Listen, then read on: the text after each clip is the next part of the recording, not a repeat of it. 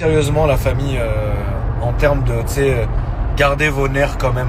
Gardez vos nerfs au volant. C'est trop compliqué parce que déjà on est dans une époque de malades. Regardez, ne serait-ce que avant-hier, la petite meuf là qui s'est faite poignarder dans le métro par une espèce de parasite atroce qui avait rien demandé, tu vois. Déjà ça c'est fou. L'autre qui se fait tirer dessus en plein meeting. Enfin tu sais, frérot, on est dans un monde de malades mental de dingue, frère. Vraiment. Et donc tu peux pas savoir pourquoi déjà le mec il conduit vite.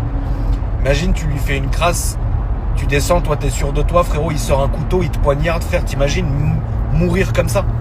Donc en vrai de vrai, tu sais quoi, c'est vrai qu'il y a une certaine époque, tu pouvais te permettre un peu de se chauffer un peu au volant, tu vois ce que je veux dire, parce que les gens avaient quand même encore une éthique, tu vois. Aujourd'hui tu meurs comme ça, enfin comme la meuf dans le métro, c'est terrifiant, frère.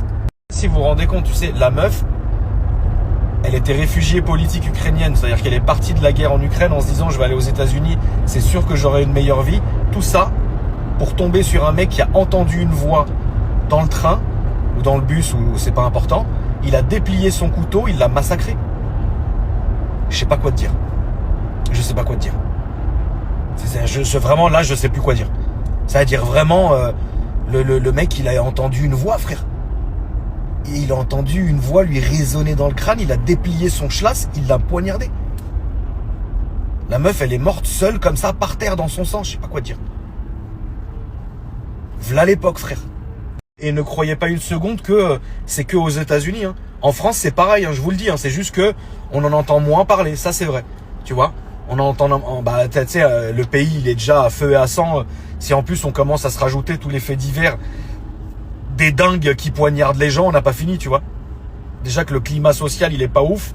Si en plus on est là-dessus, non, il va y avoir des chasses à l'homme, des trucs, non, laisse tomber, tu vois. Et là, le pays n'a pas besoin de ça, tu vois. Alors le pays en aurait peut-être besoin, mais c'est les dirigeants qui n'ont pas besoin de ça. Il y a une grosse nuance, tu vois. Et donc vraiment, faites attention parce que finalement, c'est plus comme avant, tu vois. C'est plus comme avant où c'était à la régulière. L'autre, tu le faisais chier, vous vous arrêtiez sur le bord de l'autoroute, une baffe, une droite, après vous vous serrez la main et ça repart. Là maintenant, le mec, il peut sortir genre un couteau ou une fourchette et te la mettre en plein œil, frère. T'imagines comment c'est relou? Moi, je trouve ça choquant, frère. Je trouve ça choquant. La meuf, elle a rien demandé. Elle s'est posée dans son train ou dans son bus pour aller faire je sais pas quoi. Elle a rien demandé à personne. L'autre frérot, il était assis au fond du truc. Il a entendu oncle Fétide qui lui a parlé dans sa tête, frère. Il a sorti son schlass, il l'a poignardé. Et ensuite, t'entends, tu sais, tu l'entends parler avec sa sœur, tu sais, ils ont droit à un appel, je sais pas quoi là, tu sais, et il disait oui, j'ai entendu une voix dans ma tête qui m'a dit de le faire. Mais qu'est-ce que cet enculé foutait dehors? C'est pareil chez nous, hein. Qu'est-ce qu'il foutait dehors, lui? Pourquoi il était pas soigné quelque part?